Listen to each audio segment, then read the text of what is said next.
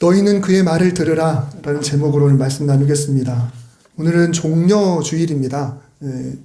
예수님의 마지막 일주일을 보내시면서 시작하기 위해서 예루살렘에 입성하시는 그 사건, 원래는 오늘이 아니고 내일 있는 그런 일이겠죠. 그래서 그 사건을 기념하여서 종려나무 가지를 흔들고 예수님을 열렬히 환영했던 그 사람들, 그 장면을 기념하면서 종려주일로 기독교는 지키고 있습니다. 이제 이 한 주간은 고난주간을 보내게 됩니다.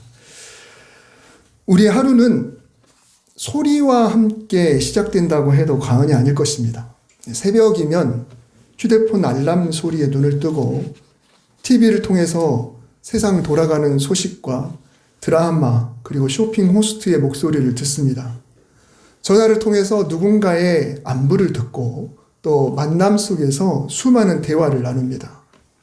특히 우리가 살고 있는 이 양수리 이 지역은 새소리 또 강물소리, 바람소리 같은 그런 자연의 음성도 수도 없이 듣게 되죠. 그런데 여러분, 우리는 단순히 이 소리를 듣기만 하면서 사는 것이 아니라 그 소리의 영향을 또 받으면서 살고 있습니다. 어떤 벌레가 오느냐에 따라 계절을 파악하고 뉴스에 들리는 정보에 따라 투자를 결정하기도 하고 또 뭔가를 멈추기도 하죠. 그 중에서도 사람의 목소리는 가장 강력한 영향력을 행사합니다.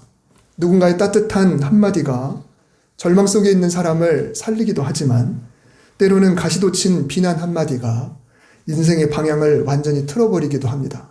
모르고 있던 그런 내용이 나의 길을 이끌어주기도 하고 또 잘못 결정한 것들을 멈추게도 해주죠.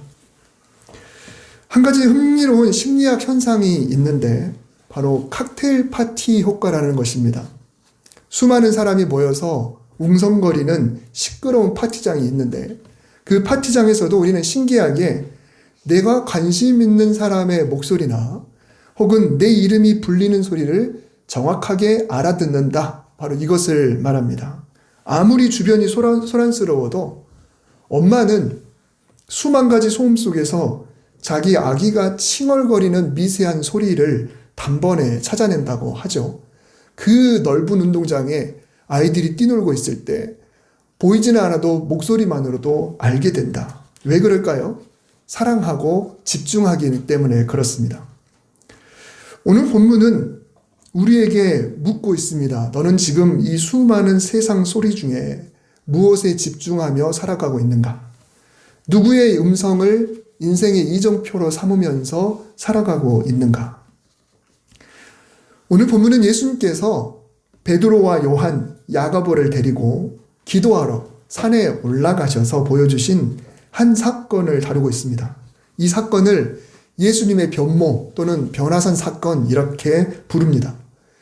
요한복음은 마태, 마가, 누가복음과 조금 관점이 다르다고 해요. 그래서 마태, 마가, 누가복음을 공관복음, 공통된 관점으로 쓰여진 복음, 요한복음은 별개로 이렇게 취급을 하죠. 그래서 요한복음을 제외한 마태, 마가, 누가복음은 이 사건을 자세하게 기록하고 있습니다. 물론 특정 사건의 시기나 순서는 복음서마다 조금씩 다릅니다. 꼭 똑같지만은 않아요. 하지만 오늘 이 변화산 사건만큼은 시점이 거의 일치하고 있습니다. 이 사건은 예수님의 공생에 2년을 보내고 마지막 3년째에 이제 예수님 돌아가실 날을 몇 개월 남겨놓지 않은 막바지에 이르는 시기에 일어난 거예요. 그렇다고 6월절을 임박해서는 아니지만은 마지막 1년의 한 절반쯤 지났을 때 그때 있었던 사건입니다. 직전에 무슨 일이 있었냐면 예수님은 제자들에게 처음으로 내가 고난을 받을 것이다. 죽임을 당해야 한다. 그리고 살아나리라. 이런 소위 순환 예고라고 하는데요. 예수님의 고난당하실 것, 순환당하실 것을 처음으로 제자들에게 예고했었습니다. 그리고 그 순환 예고의 시점을 또 조금만 더 거슬러 올라가 보면 아주 소량의 음식으로 수천 명이 배 터지게 먹고도 남은 그 사건이 있었어요. 제자들이 이 오병이어 혹은 칠병이어의 그런 기적들을 겪고 나서 그 제자들의 마음이 과연 어땠을까? 그들에게는 마음 상태를 생각해 보면 예를 들어 중요한 경기에서 대승을 하고 막 흥분되어 있는 그 선수들의 마음, 그리고 전쟁의 판도를 뒤집을 만한 중요한 전투에서 승리하고 나서 사기가 그냥 하늘을 찌를 듯한 그런 마음처럼 아마 제자들의 마음이 그랬을 거예요. 우와, 이 엄청난 기적, 우리가 예수님께 가져다 준 양이, 음식 양이 얼마 정도 있는지 우리가 뻔히 아는데 이 많은 숫자가 초자연적인 방법으로 이렇게 배불리 먹었으니까 지금 제자들의 마음이 과연 어떨까? 많은 사람이 동시에 예수님의 위대하심을 경험한 사건이 바로 이 오병이어의 사건인데, 그 사건의 뭐랄까요, 진행자 쪽에 있었던 제자들의 그 마음, 얼마나 그냥 어깨에 뽕이 올라가고 예수님에 대한 그 믿음이 얼마나 커져 있겠습니까? 그래서 예수님은 이제는 제자들에게 정말 중요한 얘기, 왜 내가 이 땅에 와야 됐는지를 알려도 되겠구나.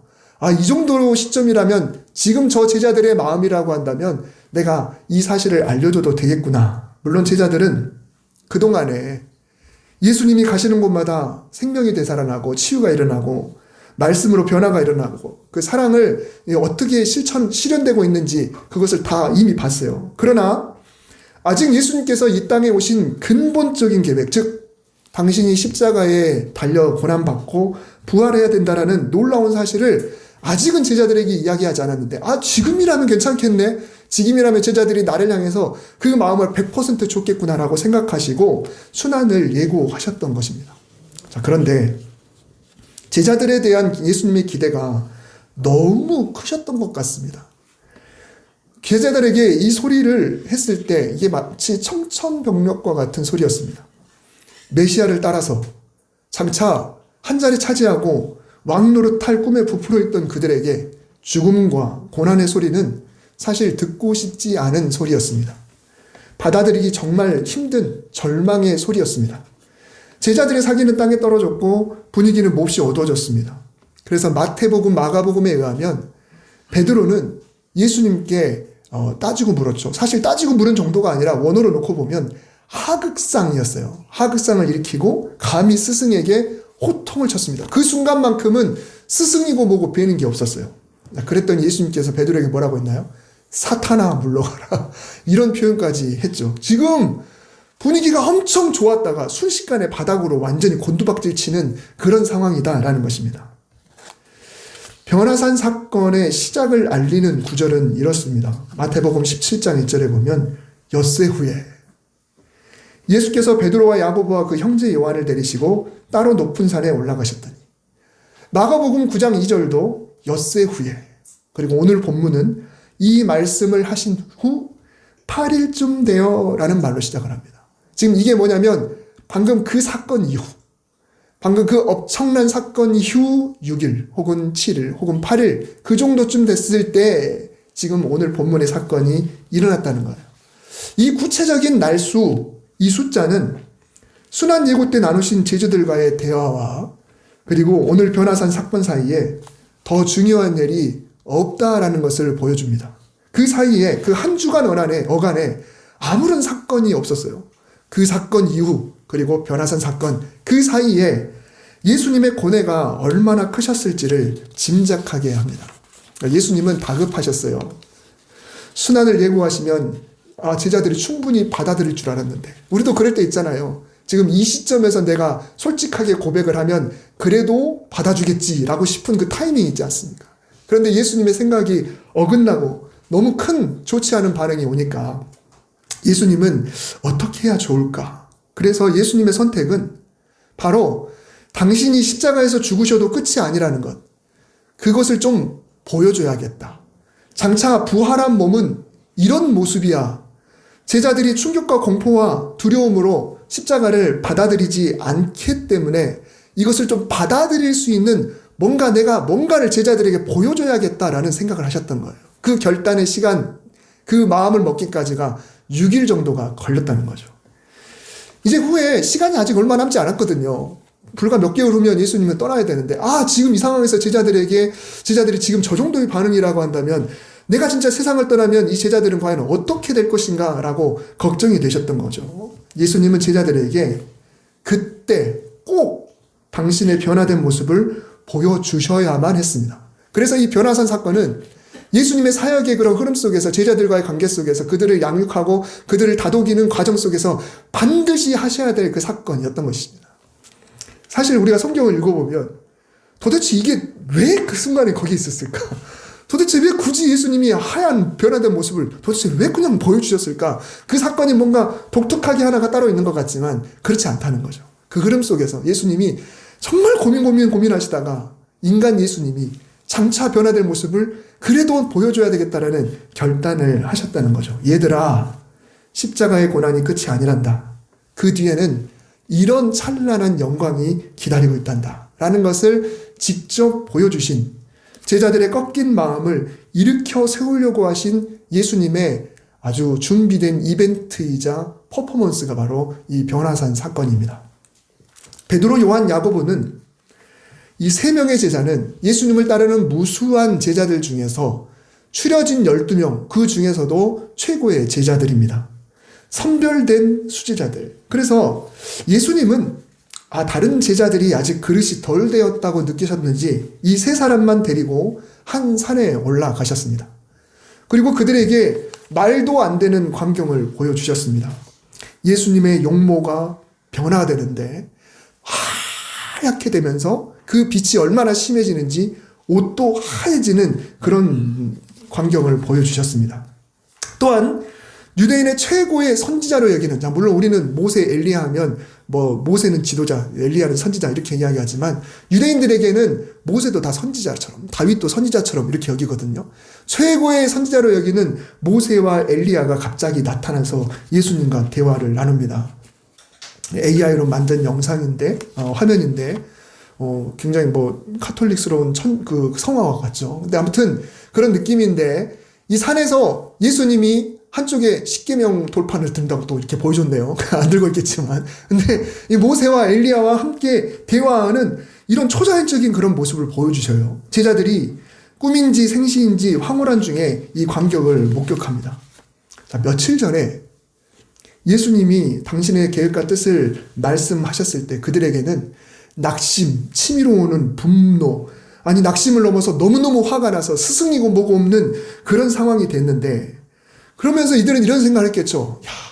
어쩌면 우리가 2년 반이나 따랐는데 이런 결론이라고? 우리 뜻대로 되는 게 없네? 왜 로마를 전복시키고 보란듯이 유대인에게 하나님의 나라를 회복시켜 주겠다고 하지 않으시는 걸까?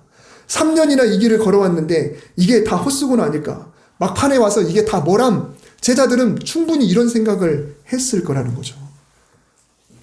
여러분, 사실 우리도 때로 내 삶에 일어난 일들을 보면서 이런 생각이 들 때가 있죠. 그동안 내가 걸어온 길이 얼만데, 세월이 얼만데, 내가 하나님께 바친 헌금은 얼마고, 내 열정과 내 정성은 또 얼마였는데, 그래서 낙심하기도 하고 때로는 낙심을 넘어 분노가 치밀어 오를 때가 있어요. 베드로처럼 예수님을 호통칠 정도는 아니어도 그래도 진짜 그러고 싶은 마음이 들 때도 있죠. 그동안 걸어왔던 신앙의 길이 다 헛수고는 아닌지 비관적인 마음이 들기도 합니다. 믿음이 흔들리기도 하죠. 그런데 예수님은 이런 제자들을 위해서 일부러 어느 산에서 당신의 변화된 몸과 옷을 보여주시고 일부러 마치 최고의 결정적인 증인처럼 이 모세와 엘리야를 세워서 제자들에게 보여주셨어요. 변화산에서 체험한 그 감격은 아마 제자들에게 분명히 압도적이었을 것입니다. 아마 놀랬을 거예요. 우와! 여러분 한번 보세요. 제가 만약에 갑자기 얼굴이 하얘지면서 제 옷이 하얘지고 광채가 나면서 옆에 왜 이상한 사람 두 명이 떡하니 나타났다. 여러분, 이건 진짜 까무러칠 일입니다. 근데 이런 광경을 보여줬다. 사실 우리도 낙심이 되고 실망하고 분노가 치밀어 오를 때는 뭔가 좀 체험을 하나님께 요구할 때가 있습니다. 하나님, 기적을 좀 보여주세요. 하나님, 뭔가를 좀 보여주세요. 혹은 내가 너무 불안하고 내가 낙심이 되니까 음성을 좀 들려주시든가, 누군가를 통해서 정말 나에게 말씀해 주시든가, 뭔가 초자연적인 방법을 통해서라도 내 생각을 바꾸고 불안과 두려움과 근심을 없애고 확신을 얻을 수만 있다면 얼마나 좋을까라는 생각쯤은 우리가 한두 번쯤은 해봤을 것입니다. 그런데 제자들이 놓치고 있는 중요한 포인트가 있습니다.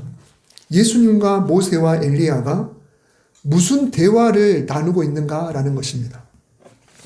오늘 본문 31절에 영광 중에 나타나서 장차 예수께서 예루살렘에서 별세하실 것을 말할세. 자, 여러분, 이 말씀은 아주 중요합니다. 지금 예수님이 하실 일, 제자들을 위해 하실 일, 온 세상을 위해 하실 일을 알려주고 계시기 때문에 그렇습니다. 여러분, 근데 아니 뭐 특별한가요? 며칠 전에 예수님이 하셨던 말씀, 내가 앞으로 예루살렘에 가서 고난당하고 죽게 될 것이다. 이미 예수님이 하셨던 말씀인 것 같잖아요. 내가 예루살렘에서 죽을 것이다. 그때 예수님이 하신 말씀이나 지금 모세와 엘리야와 함께 하신 말씀이나 뭐가 달라요? 물론 다른 건 있죠. 예수님 혼자 말하는 거하고 그 위대한 선지자들하고 같이 이야기하는 거하고는 그 말의 어떤 중요함이 달라지겠죠. 그렇지만 여러분, 이 별세라는 단어가, 우리는 보통 별세라는 단어를 언제 쓰나요? 나보다 높으신 분, 어른, 이런 분들이 돌아가실 때 별세하셨습니다, 이런 표현을 쓰죠. 하지만 헬라어 원어에서는 여기서 사용한 단어가 죽음을 뜻하는 단어가 아니에요.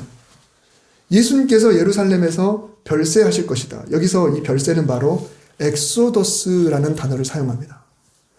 어디서 많이 들어봤죠? 예, 바로 출애굽 사건. 엑소더스. 예수님께서 장차 예루살렘에서 엑소더스 할 것이다. 즉 예수님께서는 제자들이 생각할 때 예루살렘에서 돌아가신다라고 이렇게 생각했지만, 사실은 예수님은 그곳에서 죽음의 순간에 죽음 밖으로 생명을 이끌어서 탈출시키는 일을 하신다라는 것을 이야기하신 거예요. 즉 죽음이 아니라 출애굽과 같은 영적인 탈출을 위한 그 길을 위해서 예수님이 오셨고 그 길을 조금 있으면 하시게 될 거라는 이야기하신 거예요. 단순히 십자가에서 돌아가실 것이다 라는 그 죽음, 그건 죽음이잖아요. 그러나 엑소더스라는 말을 하심을 통해서 죽을 줄 알았지, 죽음을 생명으로 이끄는 대탈출의 사건이 그때 일어난다라는 것을 말씀하시는 거죠. 그래서 이 출애굽 사건이 중요한 사건이 되는 거예요. 그런데 제자들의 반응은 뭔가 이상합니다. 그런 이야기를 들었는데 이렇게 말하죠. 주님, 우리가 여기 있는 것이 좋습니다. 우리가 천막을 세 채를 마련하도록 우리에게 허락해 주세요. 한 채는 스승님을 위해서, 한 채는 모세를 위해서, 그리고 한 채는 엘리야를 위해서요. 그러자 갑자기 구름이 몰려와서 그들을 덮었습니다. 사방이 안 보일 정도로 어두워졌습니다. 너무 순식간에 일어난 일이라 무서워서 떨고 있을 때 갑자기 구름 속에서 소리가 났습니다. 이는 나의 아들 곧 택함을 받은 자니 너희는 그의 말을 들으라. 여러분, 이런 장면을 한번 상상을 해보시기 바랍니다. 어느 기업의 CEO가 있습니다. 장차 회사를 이끌어갈 신입사원들을 위해서 해외에 그 회사의 비전을 꿈꿀 수 있는 그런 연수를 마련했어요. 그래서 유럽으로 데려갔습니다. 그곳에서 좋은 것도 보여주고, 그리고 그 회사가 앞으로 가야 될 모델이 될 만한 그런 것들을 보여주면서 그런 엄청난 일들을 이 CEO가 했어요. 이 CEO의 목적은 뭐냐면, 이런 것들을 보면서 이 신입사원들이 원대한 꿈을 품었으면 좋겠다. 회사가 가게 될 길을 꿈꿔보라. 사원들과 마주 앉아서 우리 회사의 비전은 이렇습니다. 여러분이 이 꿈을 나와 함께 꾸면서 함께 걸어가 줬으면 좋겠습니다. 이런 진심 어린 메시지를 전하고 싶었어요. 자, 그런데 신입사원들은 어떤 모습이냐면, 도착하자마자 눈앞에 펼쳐진 이 이국적인 풍경에 마음을 다 빼앗겨버렸습니다. 사진 찍기에 바쁘고 호텔 시설에 감탄하고 맛있는 음식을 먹는 즐거움에 취해 있었습니다. 정작 이 CEO가 입을 열어서 중요한 비전을 말하려고 하는데 사원들은 건성으로 대답하면서 네네 사장님 여기 너무 좋아요. 너무 좋아요. 우리 여기서 그냥 계속 살았으면 좋겠어요. 이런 이야기를 하고 있다는 거죠. 굉장히 철없는 소리죠. 자, 그래서 CEO의 마음이 이런 거죠. 아마도 모든 일정을 다 중단하고 이 친구들이 풍경에 취해서 정작 내 목소리에는 귀를 닫는구나. 정작 내가 이들에게 왜 이 자리를 마련했는지를 전혀 모르고 전혀 관심도 없구나 라는 생각을 하게 되는 거예요. 자, 그러면 어떤 마음이 들까요? 다 중단하고 철수시키고 싶은 그런 마음이 들겠죠. 오늘 본문의 장면이 바로 그런 겁니다. 베드로는 황홀한 광경에 취해서 여기가 좋사오니 초막을 짓자라고 외칩니다. 주님이 곧 가셔야 될 십자가의 길, 그리고 그 별세의 비전에는 전혀 관심이 없습니다. 여러분, 갑자기 왜 구름이 몰려왔을까요? 구름이 와서 순식간에 와서 다 덮어버렸어요. 아무것도 안 보이도록 덮어버렸어요. 왜 그럴까요? 왜 아무것도 보이지 않게 했을까요? 왜냐하면 지금 너희가 보이는 것에 취해 있기 때문에 그거 다 치워버리고 싶다. 마치 이 여행 다 모든 일정, 나머지 일정 다 취소하고 싶다라고 하는 그런 마음처럼, 그 마음처럼 예수님은 제자들에게 지금 아무것도 안 보이도록, 너네가 지금 보고 뭔가가 지금 거기에 빠져가지고 정말 하고 있는 이 별세의 그 놀라운 비전에 대해서 아무런 관심이 없다고 한다면 너네가 지금 아무것도 안 보이도록 해버리겠다라고 하셨던 것이죠. 그래서 이 소리가 다 그치고 나니까 오직 예수만 보이더라. 다시 예수님만 보이게 하는 그런 선택을 하셨습니다. 여러분, 내 근심과 낙심과 염려와 두려움과 더 나아가 치밀어 오르는 그런 분노를 진정으로 다스릴 수 있는 길이 과연 무엇이 있을까요? 우리는 그래요. 뭔가 내 눈앞에 보여야 된다. 결과물이 내 눈앞에 보여야 된다. 기적과 같은 그런 변화가 있어야 된다. 뭔가 결과물이 있어야 된다. 환상적인 체험이나 혹은 경험이나 또 뭔가 정말 한 번에 이 전세를 역전할 수 있는 그런 뭔가가 필요하다라고 생각을 합니다. 그러나 그런 우리에게 하나님이 선택하신 방법은 더 이상 구경하지 마라. 차라리 그거 구경 하나 말하다. 구경거리를 찾지 말아라. 신비한 체험에 취했지 말아라. 이제는 내 아들이 입에서 하는 그 말을 들어라 라고 말씀하시는 거예요. 이것이 바로 하나님이 주신 처방전입니다. 우리는 때로 주님의 음성보다 다른 소리에 귀를 기울이면서 더 살아갑니다. 때로는 그걸 더 중요하게 여기면서 살아가요. 성경에서 하나님이 뭐라고 말씀하시는지, 예수님이 뭐라고 말씀하셨는지보다 내 지인의 말에 훨씬 더 움직이는 때가 있습니다. 그러나 신앙의 본질은 구름 속에서도 들리는 주님의 음성을 붙잡는 것입니다. 눈에는 안 보여요. 그러나 음성이 들리는 거예요. 구름 속에서 너희는 그의 말을 들으라. 그래서 그 말을 들으라는 그 아무것도 안 보이는 상황에서 그 소리를 듣고 제자들이 버뜩 정신을 차려서 다시 밝아졌을 때는 다른 건 보이지 않고 예수님만 눈에 보이게 되었다라는 것입니다. 이제는 주님의 음성을 들으면서 움직이게 되겠죠. 많은 소음이 있는데 그 소음 중에서 하나님의 음성을 알아채는 겁니다. 구름 때문에 아무것도 보이지 않아도 그 속에서 음성을 듣는 거예요. 그곳으로 발걸음을 옮기는 것, 이것이 필요합니다. 이제 특별 새벽 기도회 내일부터 하게 되는데 아마 여러분들에게 많은 부담이 될 거예요. 예, 주제가 주의 음성을 내가 들으니입니다. 아까 우리가 봉헌송으로 불렀던 찬송가 540장이죠. 공교롭게도 올해 우리 표오는 그 2절의 또 가사입니다. 나의 품은 뜻 주의 뜻같이 되게 하여 주소서.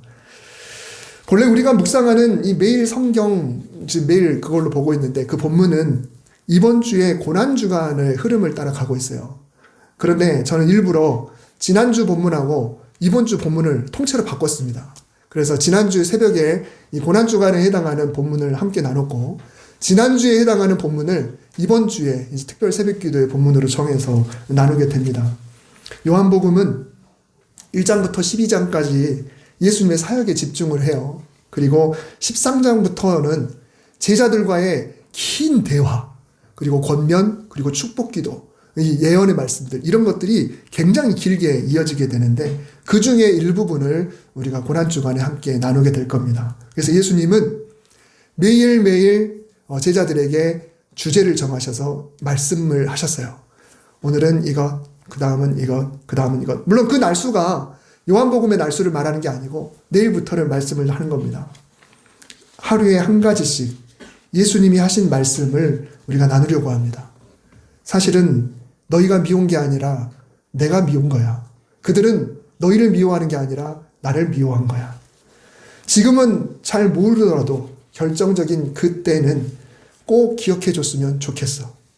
지금은 슬플 수 있겠지만은 나중에는 분명 기뻐할 날이 있을 거야. 내가 이미 다 이겨놓았는데 왜 패배자처럼 그렇게 살고 있어? 내가 스승으로서 너에게 내가 갖고 있는 걸 다 전수해 주겠는데 그게 뭐냐면 바로 기쁨이야. 내 것이 다 네 것이 아니냐? 뭘 걱정해? 여러분, 내일부터 하루에 한 가지씩 우리가 이 말씀을 함께 나누면서 주님의 그 음성, 제자들을 향한 주님의 그 음성을 나에게 하시는 주님의 그 음성으로 들을 수 있었으면 좋겠습니다. 오늘 새 제자에게 하셨던 말씀, 너희는 그의 말을 들으라. 이 말씀이 우리에게 하시는 말씀이라 여기고 오늘 나에게 하시는 한 가지 말씀을 들으면서 하루를 시작할 수 있기를 바라고, 뿐만 아니라 이 말씀들이 우리를 이끄는 기준과 힘과 기쁨과 소망이 되기를 바랍니다. 이 새벽 기도에는 유튜브로 송출을 안 할 겁니다. 왜냐하면 그 새벽에 까톡도 이렇게 울리게 되고 그런 게 좀 부담스럽긴 해요. 근데 아무튼 오신 분만 이 말씀 함께 나누고 또 은혜로운 시간 될 수 있기를 바랍니다. 기도하겠습니다. 하나님 아버지, 오늘 우리는 변화산의 영광을 봅니다. 너무 놀라운 영광, 사실 우리의 모든 염려, 근심, 걱정을 가져갈 만한 그 놀라운 영광을 우리도 기대하며 살아갑니다. 그러나 주님께서 그 영광보다 더 귀한 것이 당신의 말씀을 듣는 것이라고 말씀해 주셨습니다. 오늘 우리가 무엇에 의해서 살아가고 있습니까? 주님의 음성에 귀 기울이게 하시고 정말 수많은 소리, 수많은 정보 속에서 성경을 통하여 최고의 소리인 하나님의 그 음성을 들을 수 있는 우리 신앙이 되게 하시고 다른 것에 영향을 받기보다는 하나님의 그 음성에 영향을 받아 살아갈 수 있도록 도와주옵소서. 주님, 내일부터 시작되는 고난주간 특별 새벽 기도회에 함께하여 주옵시고 세상 소리에 가려졌던 귀가 열리게 하시고 십자가의 고난이 끝이 아니라 부활의 영광으로 가는 별세의 기름을 믿고 주님과 함께 그 길을 당당히 걷게 하여 주시옵소서. 우리가 입술을 열어 부르짖기 전에 먼저 주님의 마음을 시원케 해드리는 듣는 자들이 되게 하여 주시옵소서. 우리 삶에 오직 주님만 남는 그런 기적의 한 주가 될 수 있도록, 또한 우리 기적의 인생이 될 수 있도록 우리의 선한 목자 되신 예수 그리스도의 이름으로 기도드립니다. 아멘.